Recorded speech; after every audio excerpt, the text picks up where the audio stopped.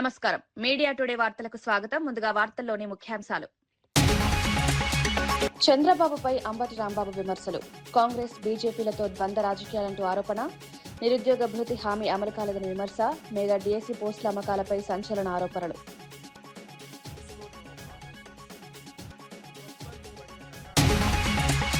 తెలంగాణ ధాన్యానికి కేంద్రం ప్రాధాన్యమివ్వాలని తుమ్మల డిమాండ్. రైతుల పట్ల కేంద్రం వివక్ష చూపుతోందని విమర్శ. ధాన్యం కొనుగోలులో పూర్తి బాధ్యత తీసుకోవాలని సూచన. తెలంగాణ రైతులకు తగిన గుర్తింపు లేదంటూ ఆవేదన.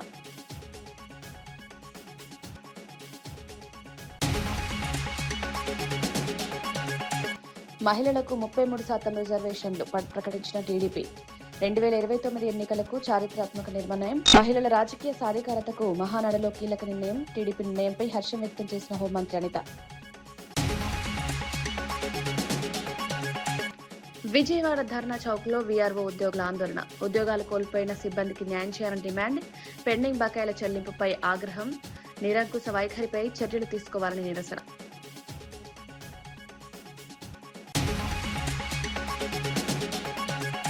రాజ్యసభ ఎమ్మెల్సీ అభ్యర్థులపై రేపు తుది నిర్ణయం. సీఎల్పీ సమావేశంలో అభ్యర్థుల ఎంపికపై చర్చ. కాంగ్రెస్ హైకమాండే తుది నిర్ణయమన్న డీకే శివకుమార్. పార్టీ ప్రయోజనాల ఆధారంగా పేర్ల ఖరారు చేస్తామని వెల్లడి.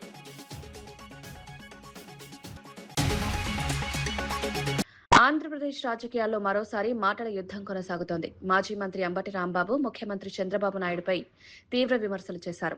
చంద్రబాబు ఒకేసారి కాంగ్రెస్ పార్టీతో హాట్ లైన్ కొనసాగిస్తూనే మరోవైపు బీజేపీతో పొత్తు రాజకీయాలు చేస్తున్నారని ఆరోపించారు. ఇటువంటి అనైతిక రాజకీయ సంబంధాలు నడపడం చంద్రబాబుకు అలవాటేనని వ్యాఖ్యానించారు. ఎన్నికల సమయంలో ఇచ్చిన హామీలను ప్రభుత్వం అమలు చేయడంలో విఫలమైందని, ముఖ్యంగా నిరుద్యోగులకు అందిస్తామని చెప్పిన నిరుద్యోగ భృతి ఇప్పటికీ అమలు కాలేదని విమర్శించారు. మెగా డీఎస్సీ పేరుతో ఉద్యోగాల భర్తీ ప్రక్రియలో అక్రమాలు జరిగాయని ఆరోపించారు. డీఎస్సీ పోస్టులకు ₹1,00,000 అమ్ముకున్నారని తీవ్ర వ్యాఖ్యలు చేశారు. మహానాడులో కూడా చంద్రబాబు నాయుడు గారు దాన్ని ఓదరగొట్టారు. ఇవాళ రేవంత్ రెడ్డి గారు వెళ్ళి దాన్ని ఓపెన్ చేస్తే అద్భుతమైన మాటలు చెబితే తెలుగుదేశం జెండాలు పుచ్చుకుని అందరూ స్వాగతం పలికారు.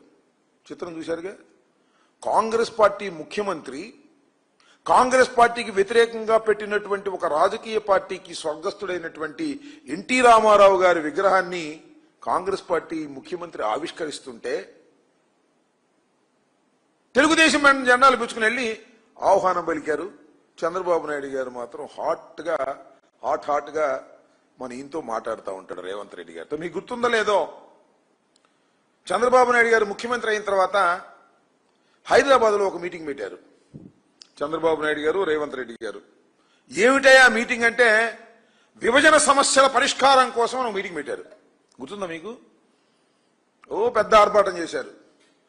వాళ్ళు చాలా కోరికలు అడిగారు, వీళ్ళు అడిగారు. తల వాసిపోయి తిరుపతిలో వాటా కూడా కావాలన్నారు వాళ్ళు. అంతేకాదు బీచ్లో కూడా వాటా కావాలన్నారు. అబ్బాయి ఇప్పుడు లాభం లేదు అబ్బాయి, మళ్ళా వాయిదా వేస్తున్నాం, దీనికి ఒక కమిటీ వేస్తున్నాం. ఈ కమిటీ అనేక సార్లు కూర్చుని సమస్యలు పరిష్కరిస్తుంది అన్నారు. మళ్ళా కమిటీ కూర్చుంది.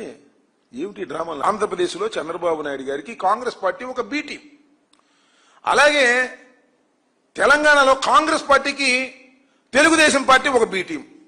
ఏమిటి డ్రామాలే నాకు అర్థం కాలేదు. ఏమిటి విచిత్రమైనటువంటి రాజకీయాలు? సిగ్గు లజ్జ ఉన్నాయా రాజకీయాల్లో? ఒక స్పష్టత లేదా? కానీ ఇలాంటి అనైతికమైన రాజకీయాలు నడుపుతున్నటువంటి వ్యక్తి కూటమిలో చంద్రబాబు నాయుడు గారు చేస్తున్నటువంటి సిగ్గుమాలిన అనైతికమైన రాజకీయాలను భారతీయ జనతా పార్టీ కూడా కనిపెడుతుంది.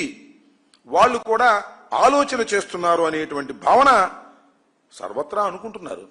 ఇప్పుడు ఏం తెలిసి మెగా డిఎస్సి ఇవాళనే విద్యార్థి విభాగం వైఎస్ఆర్ కాంగ్రెస్ పార్టీకి సంబంధించి రాష్ట్ర వ్యాప్తంగా నిరసన ప్రదర్శన చేయడం జరిగింది. ఇవాళ మెగా డిఎస్సీలు ఎంత మోసం చేశారయ్యా, ఎంత దుర్మార్గం చేశారయ్యా. స్పోర్ట్స్ కోటా అని చెప్పేసి విజయవాడలోని ధర్నా చౌక్ వద్ద గ్రామీణ పునర్నిర్మాణ సంస్థ వీఆర్ఓ ఉద్యోగులు ఆందోళన చేపట్టారు.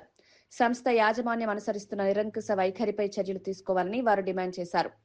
ఉద్యోగాలు కోల్పోయిన సుమారు 2,300 మంది సిబ్బంది తమ కుటుంబాలకు న్యాయం చేయాలని కోరుతూ నిరసన వ్యక్తం చేశారు. దశాబ్దాలుగా మారుమూల గ్రామాల్లో సేవలందించినప్పటికీ తమ సమస్యలను పట్టించుకోవడం లేదని ఆవేదన వ్యక్తం చేశారు. ముఖ్యంగా 2011 నుండి పెండింగ్ లో ఉన్న ప్రావిడెంట్ ఫండ్, ఇతర ఆర్థిక బకాయిలను ఇప్పటి వరకు చెల్లించలేదని ఆరోపించారు. కావాల్సినటువంటి బకాయిలు చెల్లించాలని చెప్పేసి ఎన్నో తీరుగా వాళ్ళకు మెమరాండాలు, విజ్ఞప్తులు, వినతి పత్రాలు సమర్పించాం. అయినా కూడా యాజమాన్యం పెడచెవన పెట్టి మమ్మల్ని మీరు ఎంప్లాయీసే కాదని చెప్పేసి నిమ్మకగా వివరిస్తూ అక్రమ కేసులు బనాయిస్తున్నటువంటి సందర్భం. మీరు ఖచ్చితంగా ఎంప్లాయీస్ అని చెప్పేసి గౌరవ PF కమిషనర్ గారు గుర్తించి మాకు ట్రిబ్యునల్లో కూడా ఆర్డర్ వచ్చిన సందర్భాల్లో ఇప్పుడున్నటువంటి యాజమాన్యం మేము PF ఇవ్వాలంటే మా దగ్గర డబ్బులు లేవు కాబట్టి ఆస్తులు అమ్ముకుంటామని చెప్పేసి ఆస్తులు అమ్మిన సందర్భం కూడా మేము గుర్తు చేసి ఆస్తులు అమ్మొద్దు అని చెప్పేసి గౌరవ హైకోర్టు గారికి కూడా విన్నవించడం జరిగింది. ఉమ్మడి హైకోర్టు తెలంగాణ వారు మీరు అమ్మి ఆ అమౌంట్ని జమ చేయమంటే ఇప్పటివరకు కూడా జమ చేయని సందర్భాలు. ఇప్పుడున్నటువంటి యాజమాన్యం ఇవాళ ఓన్లీ కేవలం మతతత్వాలతోటి రాజ్యం నడుస్తున్నట్టుగా వాళ్ళు చేస్తున్నారు. ఇకనైనా ప్రభుత్వం స్పందించి ఈ 2,300 ఎంప్లాయీస్కి కుటుంబాలను ఆదుకోవాలని చెప్పేసి మేము కోరుతా ఉన్నాం. మమ్మల్ని స్వచ్ఛంద సేవకుల కింద గుర్తించి ఈరోజు మేము చేస్తున్న ప్రతి పనిలో డైరెక్టర్గా చెప్పుకుంటున్న వెలాంగిణి గారు ఈ సంస్థలకు సంబంధించిన ఆస్తులన్నీ పోగు చేసుకుని అక్రమ ఆస్తులన్నీ ఆయన అమ్ముకుంటూ ప్రతి పనికి అడ్డుకుంటూ మాకు రావాల్సిన బకాయిలు ఏది రాకుండా చేస్తున్నారు. తెలుగుదేశం పార్టీ మహానాడులో మహిళలకు 33% రాజకీయ రిజర్వేషన్లు కల్పిస్తూ చేసిన తీర్మానాన్ని బీసీ సంక్షేమ సంఘం నాయకులు స్వాగతించారు. మంగళగిరిలోని బీసీ సంక్షేమ సంఘం కార్యక్రమంలో కార్యాలయంలో నిర్వహించిన సమావేశంలో ఈ మేరకు స్పందించారు. మహిళల రాజకీయ సాధికారతకు ప్రాధాన్యమిస్తూ తీసుకున్న నిర్ణయానికి టీడీపీ అధినేత నారా చంద్రబాబు నాయుడు, మంత్రి లోకేష్ కు నాయకులు కృతజ్ఞతలు తెలిపారు. సంఘం రాష్ట్ర అధ్యక్షుడు కేశవ శంకర్రావు మాట్లాడుతూ మహిళా రిజర్వేషన్ బిల్లు 1996 నుంచి పెండింగ్ లో ఉన్నప్పటికీ ప్రస్తుతం కూటమి ప్రభుత్వం మహిళలకు న్యాయం చేసే దిశగా కీలక అడుగు వేసిందన్నారు. దేశవ్యాప్తంగా ఒక పండుగ వాతావరణం, ఆనాడు నందమూరి తారక రామారావు గారు చేసినటువంటి సంస్కరణల్ని గుర్తు చేసుకుంటూ జాతీయ వర్కింగ్ ప్రెసిడెంట్ నారా లోకేష్ గారు వారి యొక్క ప్రతిపాదించడం ఈ రాష్ట్రంలో మహిళలకి 33% కేంద్ర ప్రభుత్వం ఇచ్చినా ఇవ్వకపోయినా మేము ఇస్తానని అనటం చాలా గొప్ప పరిణామం కూడా మేము భావిస్తూ ఉన్నాం. చాలా సంతోషం. చాలా కీలకమైనటువంటి నిర్ణయాన్ని చంద్రబాబు నాయుడు గారు కానీ లోకేష్ గారు కానీ ఆ విధంగా నిర్ణయం తీసుకోవటం అనేది చాలా హర్షించదగ్గ విషయం. రాష్ట్ర ప్రభుత్వంపై ఉద్యోగుల హామీల అమలు విషయంలో వైసీపీ ఎంప్లాయీస్ పెన్షనర్స్ వింగ్ రాష్ట్ర అధ్యక్షుడు నలమారు చంద్రశేఖర్ రెడ్డి విమర్శలు చేశారు. అధికారంలోకి వచ్చిన వెంటనే ఉద్యోగులకు మధ్యంతర భృతి అందిస్తామని చంద్రబాబు నాయుడు హామీ ఇచ్చారని గుర్తు చేశారు. అయితే ప్రభుత్వం ఏర్పడి 2 ఏళ్లు గడుస్తున్నప్పటికీ ఆ హామీ అమల్లోకి రాలేదన్నారు. ఎన్నికల సమయంలో ఉద్యోగులు, పెన్షనర్లకు ఇచ్చిన పలు హామీలు ఇప్పటికీ నెరవేరలేదని ఆరోపించారు. ఉద్యోగుల సమస్యల పరిష్కారంపై ప్రభుత్వం స్పష్టమైన నిర్ణయాలు తీసుకోవాలని డిమాండ్ చేశారు. ఉన్నటువంటి PRCనే మీరు రిజైన్ చేయించి ఇంటికి పంపించి ఇంతవరకు పిఆర్ రివిజన్ కమిషనర్ అపాయింట్ చేయట్లా. 2 సంవత్సరాలు మరి రేపు దాటబోతుంటే 2 సంవత్సరాల్లో మీరు అయ్యారు, మరి మీకు ఇంకా టైం సరిపోవట్లేదా అని చెప్పేసి కూడా నేను అడుగుతున్నా. వచ్చిన వెంటనే అంటే 2 ఏళ్లు సరిపోలేదా అని చెప్పి మిమ్మల్ని అడుగుతా ఉన్నా. ఏ ఒక్కటి కూడా మీరు ఉద్యోగస్తులకి చేయకుండా కాలయాపన చేస్తా ఉన్నారు. ఈ రోజున చూస్తా ఉంటే మీరు వచ్చి 2 సంవత్సరాలు అవుతా ఉంది. మీరు వచ్చినప్పటి నుంచి మరి దాదాపు 5 డిఏలు పెండింగ్ ఉంటే 1 డిఏ మాత్రం ఎప్పుడో ఇచ్చి, అది కూడా అంతంత మాత్రం దాని అరియర్స్ మనం ఏప్రిల్లో ఇస్తామని ఇంతవరకు దాని జీవో ఇచ్చినప్పటికీ కూడా దాని అరియర్స్ ఇవ్వట్లా. ఈరోజు 4 డిఏలు పెండింగ్ ఉన్నాయి. మా డిఏలు మాకు ఎప్పుడు చెల్లిస్తారు అని చెప్పేసి ఈ సందర్భంగా మేము క్వశ్చన్ చేస్తా ఉన్నాం. దాదాపు మాకు 40,000 కోట్ల రూపాయల బకాయిలు ఈ రోజున ప్రభుత్వం దగ్గర నుంచి రావాలి. మా సొమ్ము మేము దాచుకున్నటువంటి GPF అయితేనేంటి, మరి రిటైర్మెంట్ బెనిఫిట్స్ అయితేనేంటి, ఇలాంటి అన్ని కూడా ఉద్యోగస్తులకి, పెన్షనర్స్ కి రావాల్సినటువంటి సొమ్ము దాదాపు 40,000 కోట్ల రూపాయలు ఉంది. అంటే రోజు రోజుకు పెరుగుతూ పోతుందంటే అంటే మీకు ఇవ్వాలనుందా? తెలంగాణ రైతుల పట్ల కేంద్ర ప్రభుత్వం వివక్ష చూపుతోందని వ్యవసాయ, మార్కెటింగ్, కోఆపరేటివ్, చేనేత, టెక్స్టైల్ శాఖ మంత్రి తుమ్మల నాగేశ్వరరావు విమర్శించారు. దేశానికి అన్నం పెట్టే తెలంగాణ రైతులకు తగిన ప్రాధాన్యం లభించడం లేదన్నారు. ఇతర రాష్ట్రాలతో పోలిస్తే తెలంగాణ నుంచి తక్కువ పరిమాణంలోనే ధాన్యం కొనుగోలు జరుగుతోందన్నారు. రాష్ట్రంలో 1,50,00,000 మెట్రిక్ టన్నుల పైగా ధాన్యం ఉత్పత్తి అవుతున్నప్పటికీ కేంద్ర ప్రభుత్వం పరిమిత స్థాయిలో మాత్రమే కొనుగోలు చేస్తోందని ఆవేదన వ్యక్తం చేశారు. కొడుతుండో తిడుతుండో అని చెప్పి పాపం ప్రజలందరూ భావిస్తారు. అదే రకంగా వీడు కిల్లిని చంపి శ్రాద్ధం పెట్టినట్టుంది వీడు యొక్క ఉపవాస యాత్ర.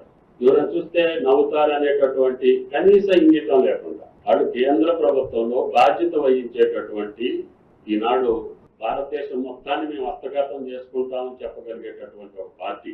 తెలంగాణ రాష్ట్రం కొత్త రాష్ట్రం, చిన్న రాష్ట్రం. సార్ చెప్పినటువంటి లెక్కలన్నీ చూస్తే మీరు సిగ్గుతోటి ముసుగేసుకొని ఇంట్లో పండుకోవాల్సినటువంటి వాళ్ళు వాటినన్నింటినీ వదిలిపెట్టి బరి తెగించి బజార్లో తిరుగుతున్నారనంటే భారతీయ జనతా పార్టీ ఎంత నిస్సిగ్గుగా ప్రజలు ఏమన్నా అనుకుంటారేమో అనేటటువంటి ఏమాత్రం ఇంగితం లేకుండా మైక్ దొరికితే చాలు పిచ్చి మాటలతోటి ప్రజలు అసహించుకునేటట్టుగా వాస్తవాలను వక్రీకరించి వాళ్ళ బాధ్యతలను విస్మరించి మంచిగా చేసేటటువంటి ఇప్పుడు ఈ లెక్కలన్నీ మీరు కరెక్ట్ గా ప్రొజెక్ట్ చేస్తే భారతదేశంలో ప్రొక్యూర్మెంట్ అంతా, తెలంగాణలో జరిగిన ప్రొక్యూర్మెంట్ అంతా, మీ జీవిత కాలంలో దేశం మొత్తం పరిపాలించేటటువంటి బీజేపీ ఒక్క తెలంగాణ రాష్ట్రంలో చేసినటువంటి ప్రొక్యూర్మెంట్ చేయలేనటువంటి అసమర్థులు.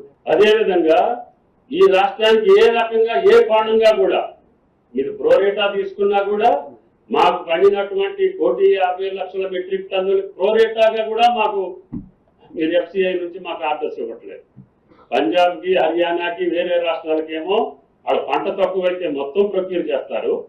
ఇక్కడ దేశానికి మొత్తానికి అన్నం పెట్టేటటువంటి తెలంగాణ రైతులు మాత్రం మీరు ప్రొక్యూర్మెంట్కి అవకాశం మీరు మేము 40 కొంటాం, 50 కొంటాం. మరి మిగతా 1,00,00,000 మెట్రిక్ టన్నులు ఎవరు కొనాలి? మీరు MSP ప్రకటించడానికి కారణం ఏంటి? MSP ప్రకటిస్తే అందుకు అర్థం ఏంటి? ఆంధ్రప్రదేశ్ రాజకీయాల్లో లిక్కర్ స్కామ్ అంశం మరోసారి చర్చనీయాంశంగా మారింది. టీడీపీ అధికార ప్రతినిధి కొమ్మారెడ్డి పట్టాభిరామ్ ఈ వ్యవహారంపై తీవ్ర ఆరోపణలు చేశారు. లిక్కర్ స్కామ్ లో బయటపడుతున్న అంశాలను పరిశీలిస్తే వేలన్నీ తాడేపల్లి ప్యాలెస్ పెత్తందారుల వైపే చూపుతున్నాయని వ్యాఖ్యానించారు. ఈ కేసులో జరిగిన లావాదేవీలు, నిర్ణయాలు, విధానాలపై సమగ్ర విచారణ జరగాల్సిన అవసరం ఉందన్నారు. ప్రజల సొమ్ముతో సంబంధం ఉన్న ప్రతి అంశాన్ని పారదర్శకంగా వెలుగులోకి తీసుకురావాలని డిమాండ్ చేశారు.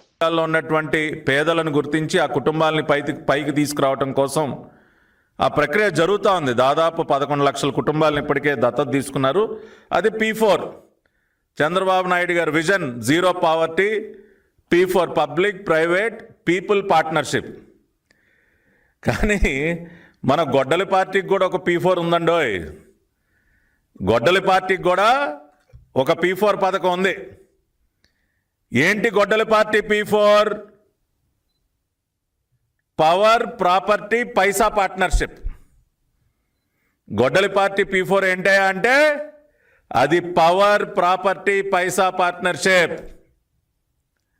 అధికారాన్ని అడ్డం పెట్టుకొని అడ్డగోలుగా ఆస్తులు సంపాదించటం, ఖజానాలో సొమ్ములు నింపుకోవటం అనేదే గొడ్డలి పార్టీ P4.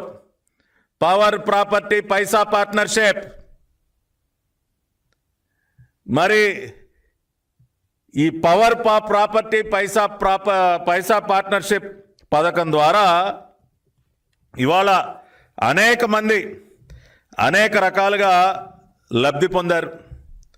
ఇవాళ కేఎన్ఆర్ గారి భాగవతం ఒకసారి చూసినట్లయితే కేఎన్ఆర్ గారి శ్రీమతి గారి బ్యాంక్ ఖాతా ఒకసారి పరిశీలిస్తే 2019 నుండి 24 మధ్య ఎంతండి, ఎంత విలువైనటువంటి లావాదేవీలు? 20 కోట్ల రూపాయలు. 20 కోట్ల రూపాయలు ఒక సాధారణ PA, గతంలో ఒక జర్నలిస్ట్గా పనిచేసినటువంటి ఒక PA అర్ధాంగి బ్యాంకు ఖాతాలోకి దాదాపు 20 కోట్ల రూపాయల సొమ్ములు వచ్చి చేరాయండి. ఒకటి కాదు, రెండు కాదు, 20 కోట్లు. అంతేకాకుండా ఆయన 19-24 మధ్య ఆయన సమకూర్చుకున్నటువంటి ఆస్తుల చిట్టా తిరుపతి, దర్శి, జగ్గైపేట, భోగాపురం తదితర ప్రాంతాల్లో ఎకరాలకు ఎకరాల భూములు.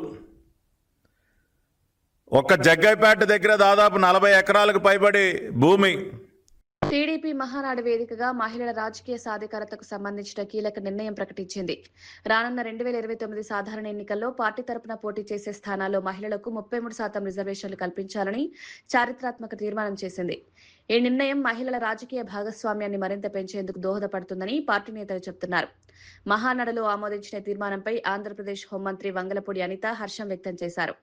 ఒక మహిళగా, పార్టీ కార్యకర్తగా ఈ నిర్ణయం తనకి ఎంతో గర్వకారణంగా ఉందన్నారు.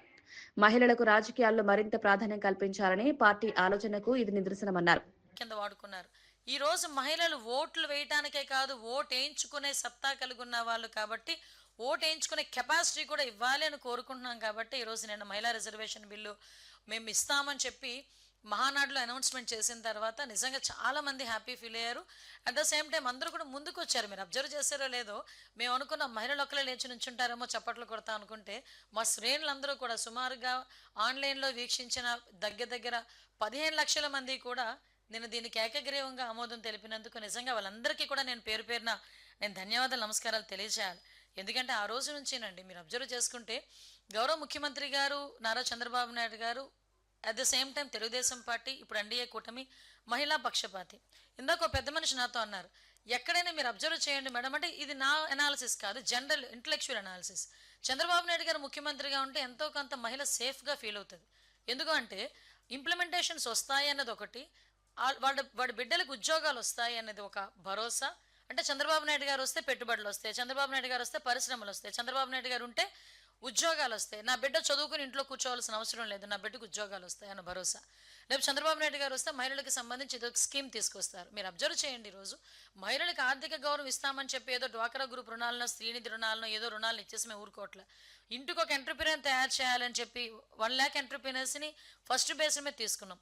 మీరు అబ్జర్వ్ చేస్తే లాస్ట్ ఉమెన్స్ డేకి గౌరవ ముఖ్యమంత్రి గారు గుంటూరులో ఉమెన్స్ డే సెలబ్రేషన్స్ జరిగితే మార్నింగ్ 10 o'clock నుంచి ఈవినింగ్ 6 o'clock వరకు ఉన్నారు. ఆ రోజు మీరందరూ కూడా అక్కడే ఉండుంటారు.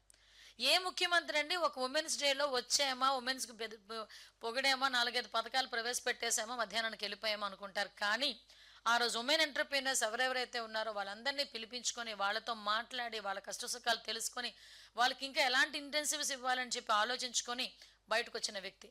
అదే ముఖ్యమంత్రి ఈరోజు ఒక ఎంఎస్ఎంఈ పార్క్స్ని కూడా ప్రత్యేకంగా ఒక ఇండస్ట్రియల్ పార్క్ని మహిళలకు అప్పచెప్పారంటే ఈరోజు మహిళల మీద మాకున్న చిత్తశుద్ధి ఏంటో మీకు అర్థమవుతుంది. అంటే మేము కేవలం మా ఎన్డీఏ కూటమి కానీ తెలుగుదేశం పార్టీ కానీ మహిళల్ని ఓట్ బ్యాంకుల కింద మేము ఉపయోగించుకోలే.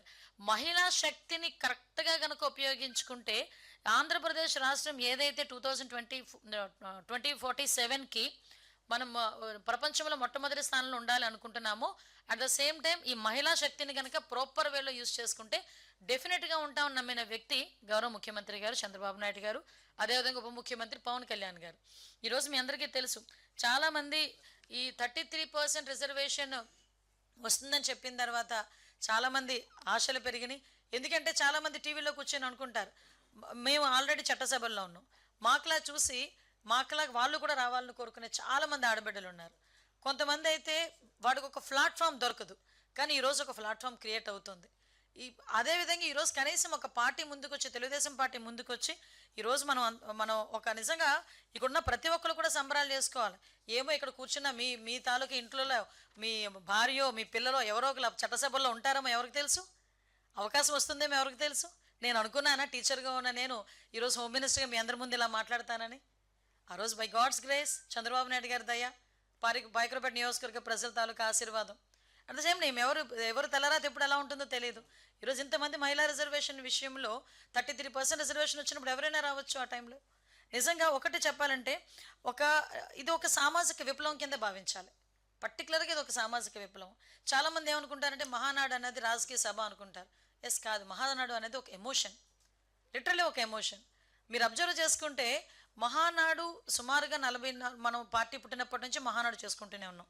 ఏ మహానాడులోనైనా మంచి ఎండల్లో వచ్చింది, రోహిణీ కార్తె లాంటి ఎండల్లో వచ్చిందండి. రోహిణీ కార్తె అంటేనే బండలు బద్దలైపోతాయి అంటాం ఎండలకి.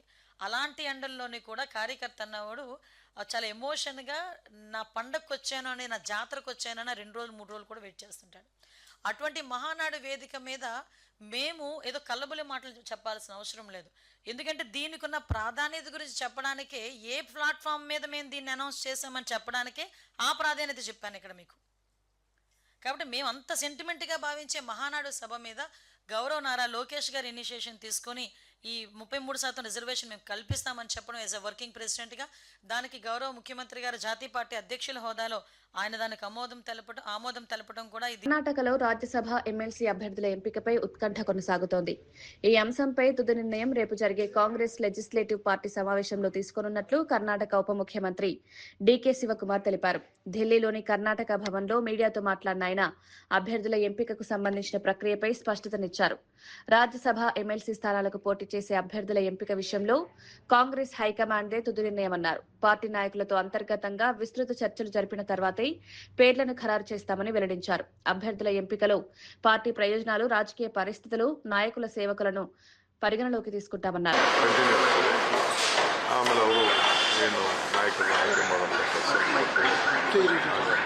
ಸರ್, ಇವತ್ತು ವೇಣುಗೋಪಾಲ್ ಮತ್ತು ಖರ್ಗೆ ಭೇಟಿ ಆಗಿದ್ದೀವಿ. ರಾಜ್ಯಸಭಾದ ಏನೋ ಚರ್ಚೆ ಆಯಿತು sir?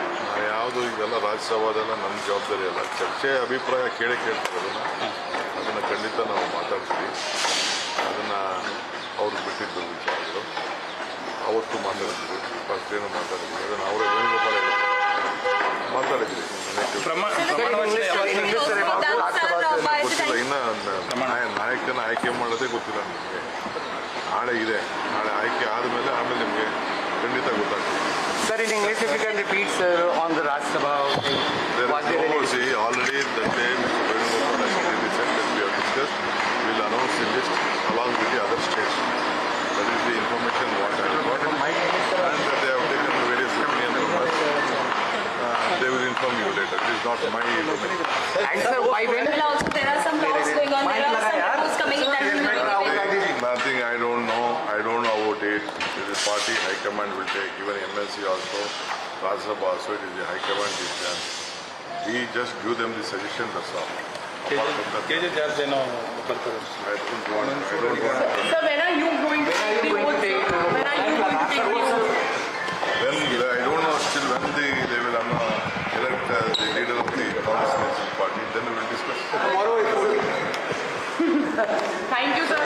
Yeah, I say keep. Sir, one question. Sir, what? Not more than that, sir. Not more than that. Only one question, sir. Please. It's important. Just one question, sir. Tomorrow, I had not opened my mouth. But tomorrow the nameplate will change, sir.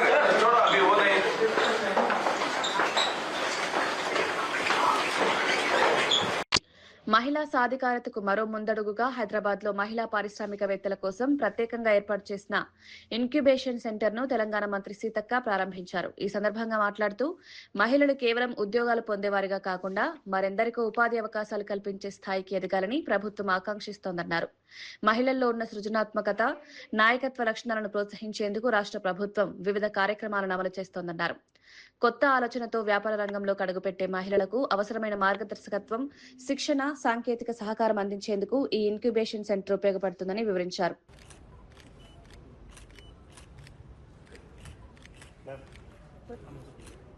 Incubator programme self Telangana అనే కార్యక్రమాన్ని గురించిన కార్యక్రమ లక్ష్యం challenge fund మద్దతు, incubation మరియు mentorship, సామర్థ్య అభివృద్ధి మరియు శిక్షణ, ఉత్పత్తి అభివృద్ధి మరియు విజయ్ మాల్యా, నీరవ్ మోడీ, ఇంకో మోడీ వాళ్ళందరూ మొత్తం బ్యాంకులను వేల కోట్లు తీసుకొని డబ్బులు కట్టక ఎగ్గొట్టి విదేశాలు పారిపోయారు. కానీ మా మహిళలు 100% రీపేమెంట్ చేసి ఇవాళ దేశానికే ఆదర్శవంతమైన ఆడబిడ్డలుగా తెలంగాణ ఆడబిడ్డలు ఉన్నారు. నిర్మల్ జిల్లా జీరో రీపేమెంట్ అంటే ఎన్పిఎల్ అసలు ఏం రూపాయలు ఇచ్చేది. మా వాళ్ళందరూ ఆ జిల్లా మొత్తం 100% కట్టేసారు. ఇంకా అన్ని జిల్లాలో కూడా 99% అక్కడి వరకు వచ్చింది రీపేమెంట్. సో ఇంత అద్భుతంగా ఎక్కడ కూడా జరగడం లేదు. కాబట్టి ఇది ఒక గొప్ప చరిత్ర. ఈ చరిత్రలో మరొక కలిగితురలాగా మరొక గొప్ప అచీవ్మెంట్ ఈరోజు BITS Pilani and T hub వీరు సహకారంతో మనకు ఒక్కొక్క మరి ఇంక్యుబేటర్ గా మనకు 10 crores రూపీస్ అన్ని రాష్ట్రాల్లో ఒక్కొక్కటి వస్తే మన దగ్గర 2 రావడం జరిగింది. తెలంగాణలో ప్రతిపాదిత రైతు డిస్కంపై కాంగ్రెస్ నాయకులు స్పష్టతనిచ్చారు. రాష్ట్ర రైతులకు నాణ్యమైన నిరంతర విద్యుత్ సరఫరా అందించడమే రైతు విద్యుత్ పంపిణీ సంస్థ ఏర్పాటు వెనుక ప్రధాన ఉద్దేశమన్నారు. విద్యుత్ నియంత్రణ మండలి నిర్వహించిన ప్రజాభిప్రాయ సేకరణ సమావేశంలో పాల్గొన్న కాంగ్రెస్ ప్రతినిధులు ఈ విషయాన్ని వివరించారు. ప్రస్తుతం ఉన్న 2 డిస్కంల వ్యవస్థను పరిష్కరించడంతో పాటు విద్యుత్ పంపిణీలో మరింత సామర్థ్యాన్ని తీసుకురావడమే లక్ష్యమన్నారు. గత ప్రభుత్వ హయాంలో ఏర్పడిన కొన్ని లోపాలను అధిగమిస్తూ వ్యవసాయ రంగానికి ప్రత్యేక దృష్టి సారించేందుకు ఈ చర్యలు తీసుకుంటున్నామని వెల్లడించారు.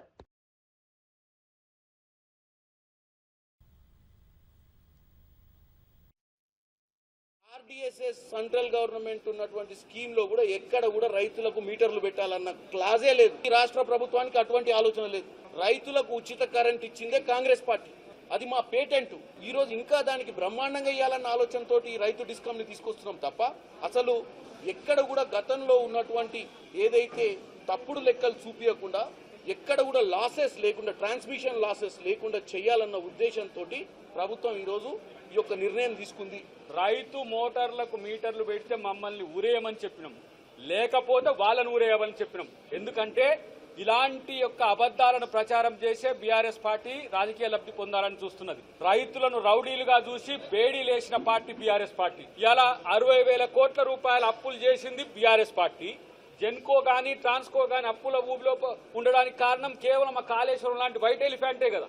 పేద రైతులే కాదు, మధ్యతరగతి రైతులే కాదు, అందరికీ మేలు జరిగే ఈ ప్రక్రియను కుట్రకోణం నుంచి రాజకీయం చేయడానికి చేస్తున్న ప్రయత్నాన్ని మీరు తిప్పికొట్టాలని రైతు సమాజానికి విజ్ఞప్తి చేస్తున్నారు. విశేషాలు మరో బులెటిన్లో మళ్ళీ కలుద్దాం. నమస్కారం.